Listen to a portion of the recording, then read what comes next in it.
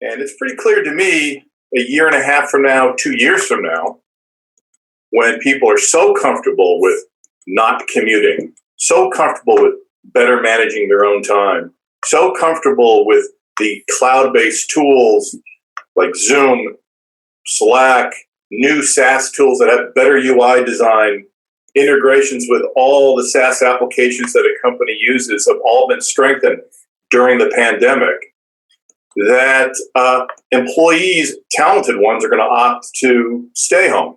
And when they do, it's not going to be very difficult for them to then find other opportunities. I'm advising right now a new startup for doctors when they come home from work to find additional clients on the side gigs for doctors. We never would have really even seen that as a big trend. So I think the pandemic, like a lot of other like a lot of other trends in our industry, are being accelerated by the pandemic.